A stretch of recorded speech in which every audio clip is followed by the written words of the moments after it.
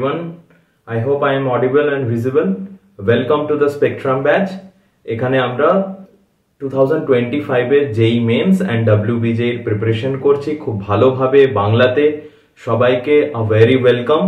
তোমরা এখানে এসো ভালোভাবে, যে অন্য কোনো ল্যাঙ্গুয়েজে বুঝতে অসুবিধে হচ্ছে এরকম বাঙালি ছেলেদের সাথে হতেই থাকে, বাংলাতে এখানে এসে তোমরা প্রিপারেশন করো। আমরা লাস্ট ক্লাসে আয়নাইজেশন এনথালপির কিছুটা পড়েছিলাম, ওখানেই আমরা শেষ করেছিলাম। আজকে ওখান থেকেই আমরা কন্টিনিউ করব, আর পিরিয়ডিক টেবিলের বাকি পোর্শনগুলো আমরা ভালোভাবে বোঝার চেষ্টা করব। আর আমি বলেছিলাম যে এই ব্যাচে আমরা মেনলি ইম্পর্টেন্ট টপিকগুলোকে বেশি ভালোভাবে হিট করব। তো চলো শুরু করা যাক।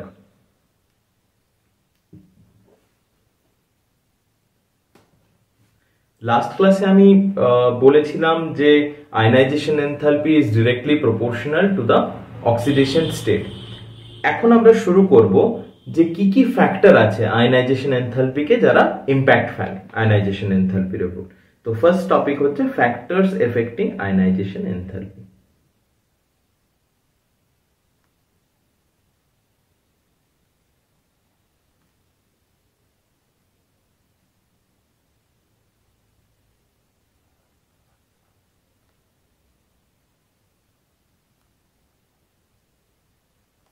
Ionisation enthalpy. তো দেখা যাক কি কি ফ্যাক্টর আছে। তার মধ্যে ফার্স্ট ফ্যাক্টর, আয়নাইজেশন এনথালপি কি? The energy required to eject an electron from the outermost orbit. ঠিক আছে, তো যে অ্যাটমটা যত ছোট হবে, যার নিউক্লিয়াস আর ইলেকট্রনের মধ্যে অ্যাট্রাকশন যত কম হবে, তাকে আমরা তত ইজিলি ওখান থেকে ইজেক্ট করতে পারবো। তাহলে যদি জেড এফেক্টিভ আমাদের বেশি হয়, তাহলে ইলেকট্রন আর নিউক্লিয়াসের অ্যাট্রাকশন বেশি হবে, তাহলে আমাদেরকে বাইরের থেকে বেশি এনার্জি প্রোভাইড করতে হবে। আর যদি অ্যাট্রাকশন কম হয়, তাহলে আমাদের কম এনার্জি দিতে হবে। তাহলে ionisation enthalpy is directly proportional to the Z effective. Next হচ্ছে, যদি সাইজ বড় হয়, তাহলে কি নিউক্লিয়াস আর ইলেকট্রনের মধ্যে ডিসটেন্স অনেক বেশি। ডিসটেন্স যেহেতু বেশি, তাই ওদের মধ্যে কি অ্যাট্রাকশন ফোর্স কম। সাইজ ছোট, ইলেকট্রন আর নিউক্লিয়াসের মধ্যে ডিসটেন্স কম, অ্যাট্রাকশন ফোর্স বেশি, তাহলে এনার্জি বেশি লাগবে। তাহলে ionisation enthalpy is inversely proportional to the size. Third point কি? এই যে সমস্ত কিছু, এগুলো কার উপর ডিপেন্ড করছে? জেড এফেক্টিভ কোথা থেকে আসে? আমাদের শিল্ডিং এফেক্ট থেকে। আগের ক্লাসে করিয়েছিলাম। কেউ যদি ডিরেক্টলি পিরিয়ডিক টেবিলের এই ক্লাসটা করছো, তাহলে আমি হাইলি রিকমেন্ড করব যে আগে প্রিভিয়াস ক্লাসটা করে এসো, দেন এই ক্লাসটা করবে, নয়তো তোমাদের বুঝতে খুবই অসুবিধা হবে। ঠিক আছে, তাহলে ionisation enthalpy is directly proportional to penetration power. penetration power এর কি অর্ডার ছিল? এস এর সবচেয়ে বেশি, তারপরে পি, তারপরে ডি, দেন এফ। এটাই বলেছিলাম অর্ডার। নেক্সট, অ্যাটমিক স্ট্রাকচারে তোমরা অবশ্যই পড়েছো যে আয়নাইজেশন স্টেবিলিটি, একটা অ্যাটমের স্টেবিলিটি যখন half field and full field হয়, তখন ওদের স্টেবিলিটি বেশি হয়। তাহলে obviously half field and full field যে অ্যাটমগুলো থাকবে, ওদের আয়নাইজেশন এনথালপি অবভিয়াসলি অ্যাডজাসেন্ট অ্যাটমের চেয়ে বেশি হবে। খুবই সিম্পল। তাহলে এখানে আমি একটা স্টেটমেন্ট লিখব,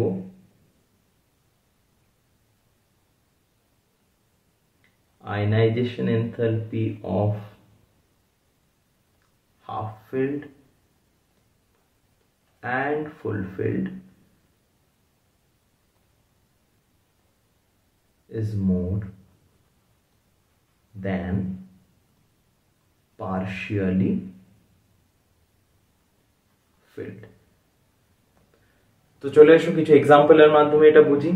ফার্স্ট এক্সাম্পল আমি নিচ্ছি বেরিলিয়াম, বোরন, কার্বন। ঠিক আছে, তাহলে বেরিলিয়ামের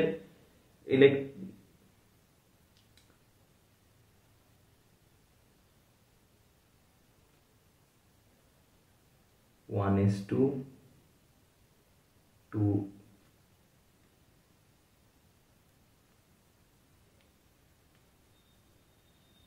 2s2 2s2 2p1 আর 2s2 2p2 ঠিক আছে। এখানে এখানে হাফ ফিল্ড ফুল ফিল্ডের কি আছে, এইটা বেরিলিয়াম, ওর ইলেকট্রনিক কনফিগারেশন এখানে ফুল ফিল্ড আছে, ওর কাছে একটা s অরবিটাল আছে যেটা পুরোটাই ফিল্ড। তাহলে ইন জেনারেল কি হচ্ছে, যত আমরা লেফট টু রাইট যাচ্ছি সাইজ ডিক্রিজ করছে। সেই অনুযায়ী কি হওয়া উচিত ছিল, যে সাইজের সাথে ইনভার্সলি প্রপোর্শনাল। তাহলে হওয়া কি উচিত ছিল যে কার্বনের সবচেয়ে কম, তারপর বোরন, তারপর বেরিলিয়াম, কিন্তু এটা হয় না। কি হয়, কার্বনের সবচেয়ে বেশি ঠিক আছে, তারপরে বেরিলিয়াম, তারপরে কেন, কারণ বেরিলিয়ামের এখানে ফুল ফিল্ড অরবিটাল আছে। আরো কয়েকটা এক্সাম্পল নিই, তাহলে আমাদের কাছে আরো জিনিসটা ক্লিয়ার হবে।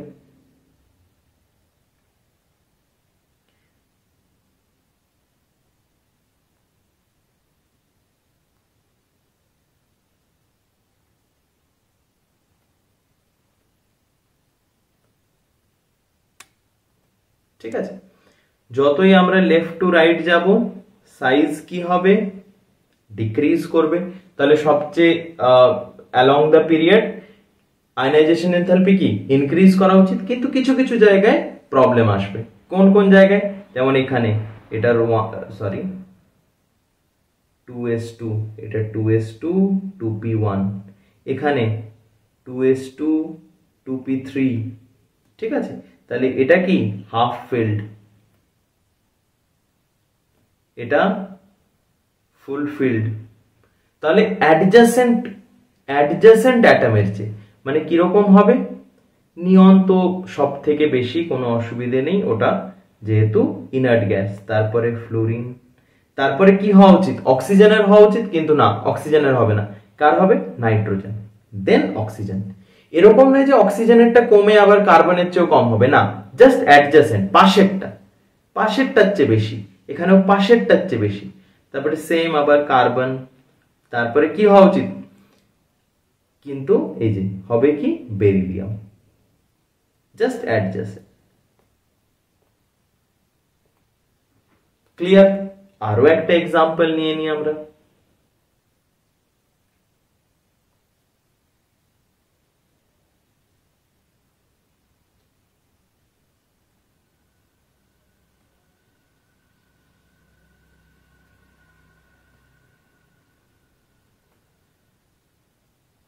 এখানে কে আছে, এখানে এটার কি আছে 3s2, আবার এটার কি 3s2 3p3। তাহলে এটা ফুল ফিল্ড, এটা হাফ ফিল্ড। তাহলে এখানে আমার অর্ডার কি হবে, আর্গন তো সব থেকে বেশি হবেই কারণ ইনার্ট গ্যাস, তারপরে Cl, তারপরে কি নিয়ম অনুযায়ী সালফার হওয়া উচিত, কিন্তু কি হবে ফসফরাস, আগে ফসফরাস, দেন সালফার, দেন সিলিকন, দেন ম্যাগনেসিয়াম, এটা এখানে আবার, দেন Mg, দেন Al, দেন সোডিয়াম। আশা রাখছি বুঝতে পেরেছো সবাই, ঠিক আছে। এবার আমি কিছু গ্রুপের ট্রেন্ডস লিখছি, এগুলো এক্সপ্লেন তো আমি যখন ইনঅর্গানিক মানে গ্রুপ কেমিস্ট্রি হবে তখন এক্সপ্লেন করব, এখন জাস্ট একসাথে করে রাখছি। যারা যারা রিভাইজ করছো তাদের জন্য খুব সুবিধা হবে, এখান থেকে একবারে করে নিলাম, একবারে দেখে নিলি তোরা সবাই এখান থেকে, তাহলে খুব সুবিধা হবে এখান থেকে করতে।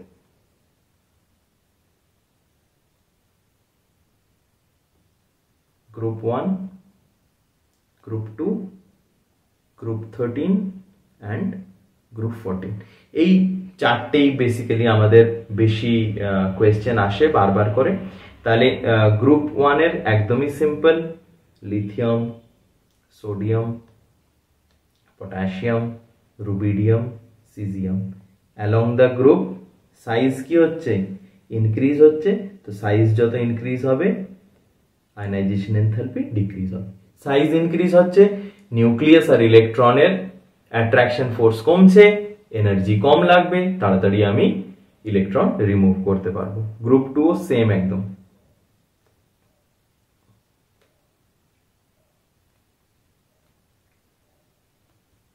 সেম। ঠিক আছে, গ্রুপ 13-এ কিছু ব্যাপার আছে।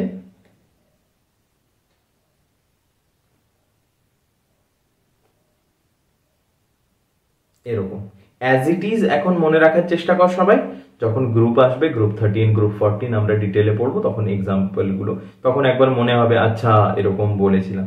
এটাকে আমার যে স্যার ছিলেন আমি যার কাছে পড়েছি উনি এইভাবে বলতেন, বোতল গয়া আলু ইন। উনি হিন্দি ভাষী ছিলেন তো এরকম ভাবে আমাদেরকে পড়িয়েছিলেন, বোতল বিটিএল বোতল গয়া গ্যালিনিয়াম এল আলু ইন ইন্ডিয়াম। আর গ্রুপ 14-এর carbon silicon germanium lead tin. ঠিক আছে, বারবার বারবার করবি, ইনঅর্গানিক একবারে মুখস্থ হয় না, বারবার বারবার দেখলে মনে থেকে যাবে। আর এগুলো রিজন আছে, রিজন আমরা গ্রুপ কেমিস্ট্রিতে পড়বো। নেক্সট যেটা পয়েন্ট সেটা হচ্ছে আইসো ইলেকট্রনিক স্পিসিসের জন্য কি হবে।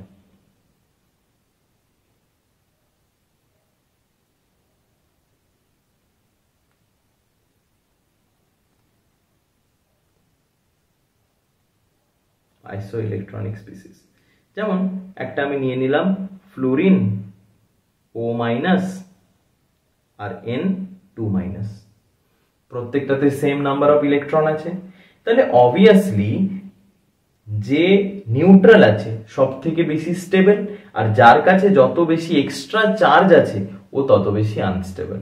তাহলে এখানে আমার আয়নাইজেশন এনথালপির অর্ডার হবে এটা, দেন O-, দেন N2-। ঠিক আছে, যার কাছে যত এক্সট্রা চার্জ থাকবে সে তত তাড়াতাড়ি ওই চার্জটাকে রিমুভ করতে চাইবে, because neutral is the most stable state. Clear? তারপরে যদি এরকম কিছু কোয়েশ্চেন দেয় যে Mn7+, Mn4+, Mn2+, দেন O2-, O-, O+, ঠিক আছে। এখানে কি হবে, প্লাসের ক্ষেত্রে ব্যাপারটা উল্টো। প্লাসের ক্ষেত্রে কি হয়ে যাচ্ছে যে যত বেশি ইলেকট্রন ছেড়ে দিয়েছে, আমি কি শিখিয়েছিলাম আগের ক্লাসে, যে সাকসেসিভ আয়নাইজেশন এনথালপি সব সময় ইনক্রিজ করবে। ঠিক আছে, এখানেও তাহলে সাকসেসিভ মানে Mn2+ মানে দুটো ইলেকট্রন ছেড়েছে, Mn4+ মানে চারটে ইলেকট্রন অলরেডি ওর ইজেক্ট করে দিয়েছে, Mn7+ ও 7টা অলরেডি ইজেক্ট করেছে। তাহলে কি হবে, সব থেকে বেশি কষ্ট হবে এখান থেকে বের করতে, তারপরে এখানে, এখানেও সেম, কি এটা নিউট্রাল আছে প্লাস একটা বেশি অলরেডি রিমুভ করে দিয়েছে, তাহলে এর সবচেয়ে বেশি, এর সবচেয়ে, আর এরা তো বেশি এক্সট্রা ইলেকট্রন নিয়ে বসে আছে, তাহলে এরা চটপট চাইবে ছেড়ে দিই আমি। ক্লিয়ার? নেক্সট চলে আসছি অ্যাপ্লিকেশন অফ আয়নাইজেশন এনথালপি।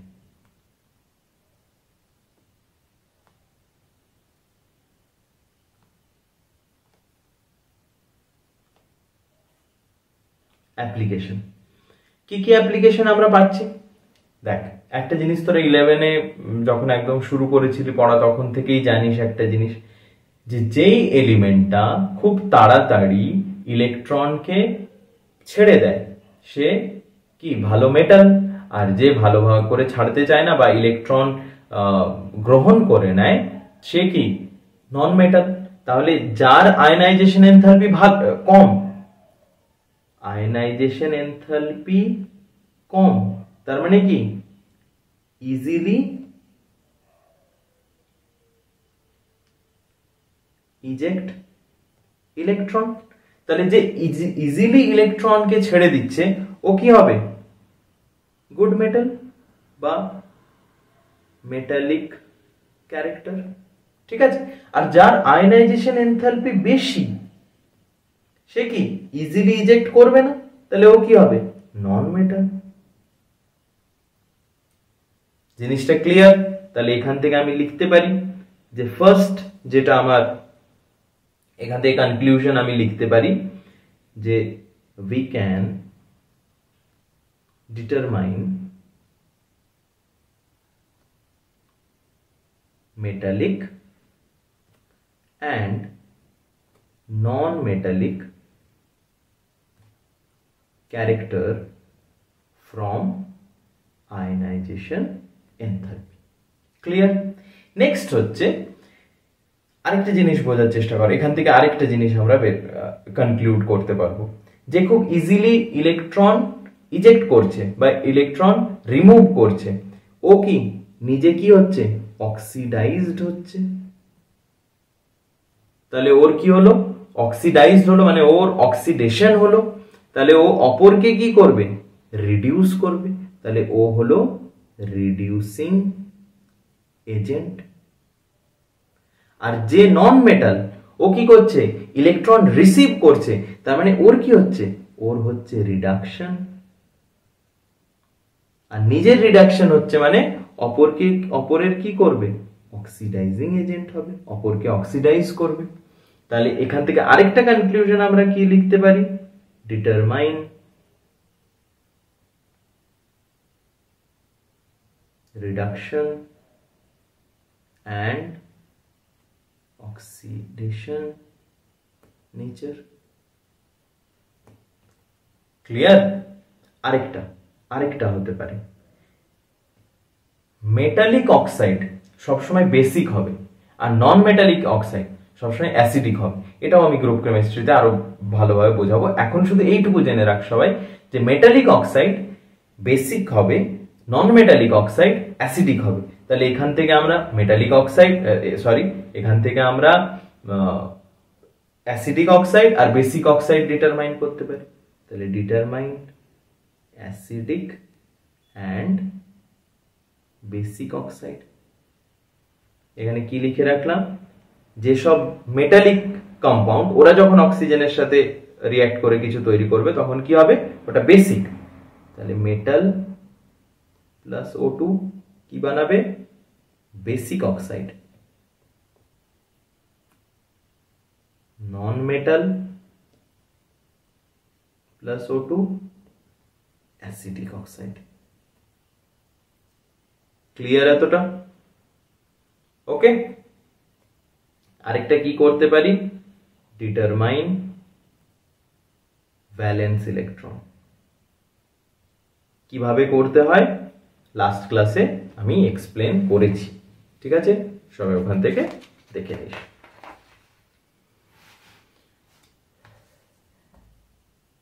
আমাদের আয়নাইজেশন এনথালপি হলো কমপ্লিট।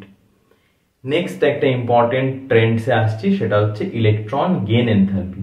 আয়নাইজেশন এনথালপি তো বুঝতে অনেকের সুবিধে হয়, অনেক সহজ জিনিসটা কম্পারেটিভলি। ইলেকট্রন গেইন এনথালপি অনেকের প্রচুর প্রবলেম হয়। তো এটা স্টার্ট করা যাক, ইলেকট্রন গেইন এনথালপি।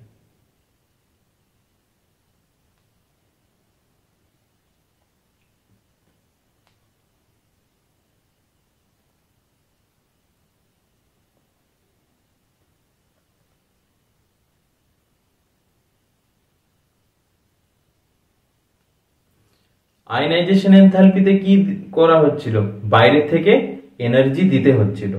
তাহলে ডেল এইচ কি ছিল, পজিটিভ।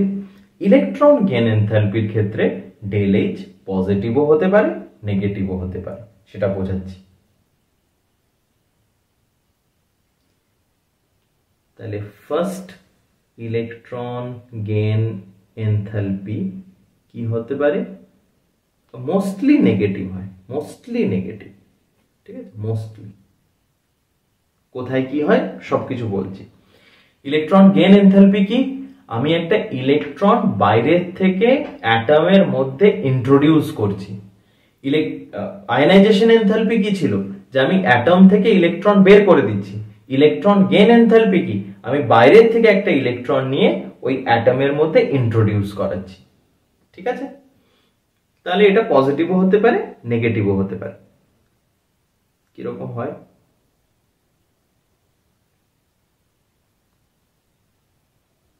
সাকসেসিভ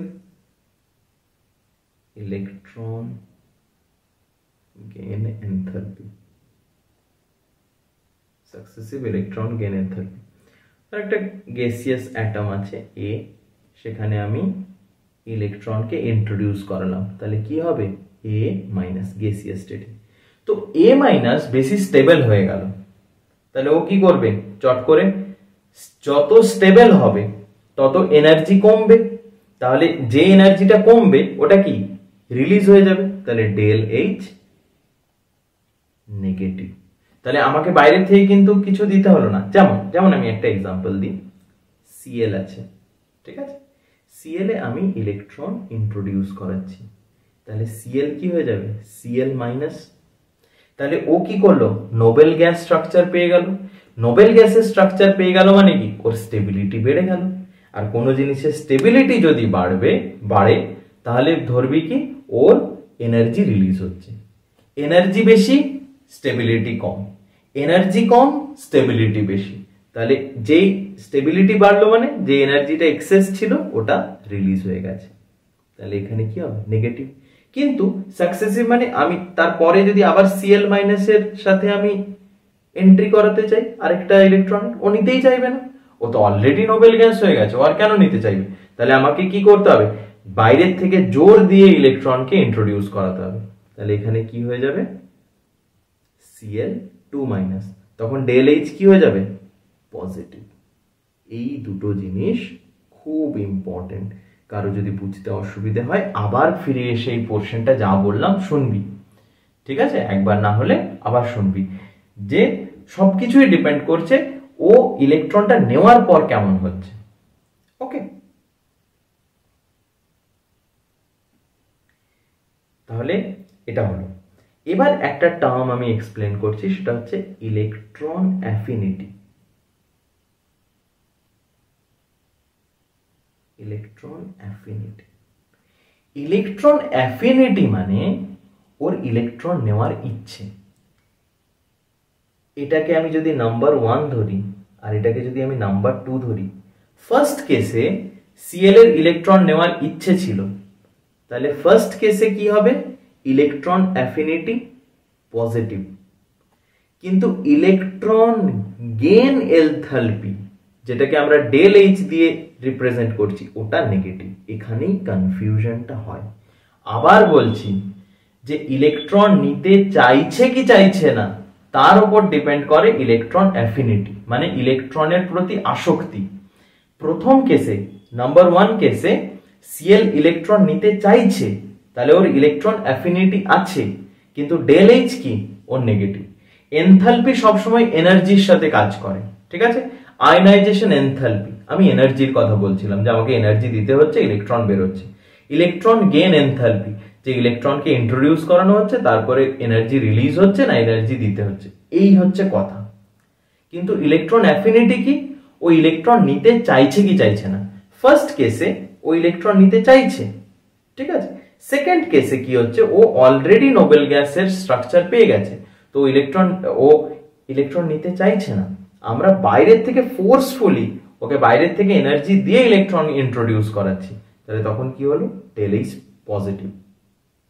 তাহলে এটা কার ক্ষেত্রে,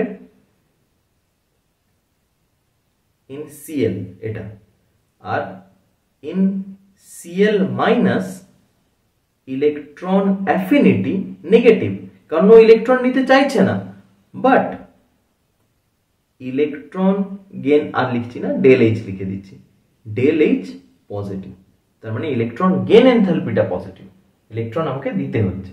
তাহলে এখান থেকে আমি লিখতে পারি যে del H equals to minus of EA, মানে যার ইলেকট্রন অ্যাফিনিটি থাকবে তাকে আমাকে এনার্জি দিতে হবে না, ও নিজের থেকে ইলেকট্রন নিয়ে নেবে, এনার্জি রিলিজ করবে। আর যার ইলেকট্রন অ্যাফিনিটি থাকবে না ওকে আমাকে ফোর্সফুলি ইলেকট্রন ইন্ট্রোডিউস করাতে হবে, তখন del H positive. Del H positive মানে ইলেকট্রন অ্যাফিনিটি নেগেটিভ, আর ডেল এইচ নেগেটিভ মানে ইলেকট্রন অ্যাফিনিটি পজিটিভ। এই জিনিসটা ভুলবি না, কারো আবার কনফিউশন থাকলে এই জায়গাটা বারবার বারবার দেখ, বোঝার চেষ্টা কর, ঠিক আছে। এবার এখানে করলাম কি ফার্স্ট ইলেকট্রন অ্যাফিনিটি। এবার যদি আমি একটা এক্সাম্পল নিই, নিয়নের এক্সাম্পল, নিয়নে কি থাকে 2s2 2p6, একদম স্টেবল স্ট্রাকচার। এখানে আমি ইলেকট্রন ইন্ট্রোডিউস করিয়ে Ni মাইনাস করতে চাইছি, তাহলে কি হবে, অবশ্যই নোবেল গ্যাস ইলেকট্রন নিতে চাইবে না। তাহলে এখানে ডেল এইচ কি হবে, পজিটিভ, মানে আমাকে ফোর্সফুলি করাতে হবে। আর ইলেকট্রন অ্যাফিনিটি কি হবে, নেগেটিভ। ঠিক আছে, আশা রাখছি তোরা বুঝতে পেরেছিস। এবার চলে আসি ফ্যাক্টরস।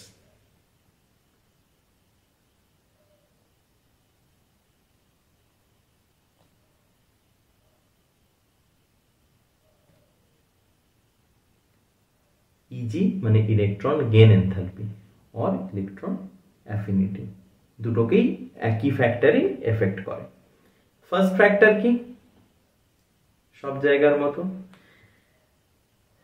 যার জেড এফেক্টিভ ভালো, বেশি, ও কি করবে, চট করে ইলেকট্রনটাকে নিয়ে নিতে চাই। তাহলে directly proportional to Z effective. আর যার জেড এফেক্টিভ ভালো নয়, ও ইলেকট্রনকে অ্যাট্রাক্টই করতে পারবে না, নিতেই পারবে না। নেক্সট হচ্ছে সাইজ। সাইজ বড় হলে কি হবে, আমার ইলেকট্রনের সাথে জেড এফেক্ট অনেকটা দূরত্ব হয়ে যাবে নিউক্লিয়াসের সাথে, তাহলে ও চট করে নিতে পারবে না। সাইজ ছোট হলেও নিয়ে নিতে পারবে। তাহলে electron affinity is inversely proportional to the size. Size বড়, নিউক্লিয়াস অনেক দূরে আছে, সাইজ ছোট, নিউক্লিয়াস কাছে আছে, চট করে এখানে ইন্ট্রোডিউস করানো যাবে, কিন্তু এখানে অনেকটা দূরে, নিউক্লিয়াস আর ইলেকট্রনের মধ্যে অতটা বেশি অ্যাট্রাকশন থাকবে না। ঠিক আছে, আরেকটা কথা, হাফ ফিল্ড আর ফুল ফিল্ড যারা হবে ওরা তো অলরেডি স্টেবল, যেমন এখানে নিয়নের কেসটা এখানে দেখালাম, তেমনি হাফ ফিল্ড আর ফুল ফিল্ড ওরা তো এমনিই স্টেবল। তাহলে ওরা আর ইলেকট্রন নিতে চাইবে কি আর চাইবে না, কি মনে হয়, অবভিয়াসলি ইলেকট্রন নিতে চাইবে না। ঠিক আছে, তাহলে half and full field stable. ঠিক আছে, তাহলে স্টেবল হলে কি হবে, নট টেকিং ইলেকট্রন। তাহলে সেখান থেকে কি হবে, ইলেকট্রন অ্যাফিনিটি কি হবে, নেগেটিভ হবে, আর আমার এনথালপি কি হবে, পজিটিভ হবে। ক্লিয়ার? তাহলে আমি যদি বলি কি হলো, লেফট টু রাইট আমি যখন যাব আমার ইলেকট্রন অ্যাফিনিটি বাড়বে। কেন বাড়বে, আমার জেড এফেক্টিভ বাড়ছে। আর আমি নিচের দিকে যত যাব আমার জেড এফেক্টিভ কমছে, তাই আমার ইলেকট্রন অ্যাফিনিটিও কমবে। ক্লিয়ার? এবার কয়েকটা এক্সাম্পল দিয়ে বোঝাই। যদি আমি ফার্স্ট এক্সাম্পল নিই, হাইড্রোজেন অ্যান্ড হিলিয়াম, এখানে অবভিয়াসলি আমি এখানে সবগুলো ইলেকট্রন অ্যাফিনিটিরই কথা বলবো শুধু। তাহলে কে ইলেকট্রন নিতে চাইবে, হিলিয়াম নোবেল গ্যাস, ও নিতে চাইবে না, তাহলে ইলেকট্রন অ্যাফিনিটি কার বেশি হবে, হাইড্রোজেনের। নেক্সট আমি চলে এলাম, নেক্সট এক্সাম্পল নিই, লিথিয়াম, বেরিলিয়াম।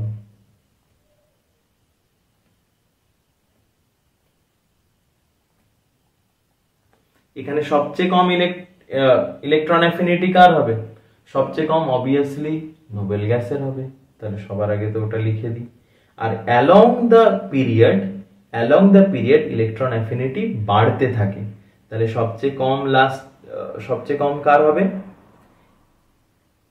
হওয়া উচিত কার, লিথিয়ামের, কিন্তু না, কার হবে, এরপরে বেরিলিয়ামের, তারপরে নাইট্রোজেনের। কারণ বেরিলিয়াম কি ছিল, ফুল ফিল্ড 2s2, এটা কি ছিল, হাফ ফিল্ড। তাহলে হাফ ফিল্ড ফুল ফিল্ডকে আগে হাঁটিয়ে দাও।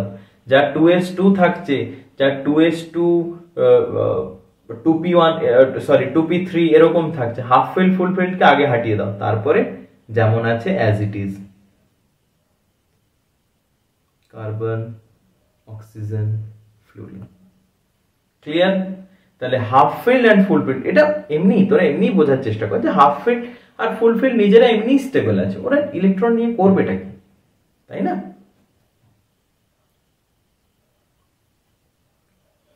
এরপরে অ্যালং দ্য গ্রুপ আমি ট্রেন্ডগুলো লিখিয়ে দিচ্ছি, এক্সপ্লেন পরে হবে। কেউ যদি এখান থেকে মুখস্থ করতে চাস মুখস্থ করে নিস, তোদের জন্যই বেটার হবে। কারণ এগুলো তো এক্সপ্লেন কেন হচ্ছে কি, এগুলো তো পরীক্ষাতে জিজ্ঞেস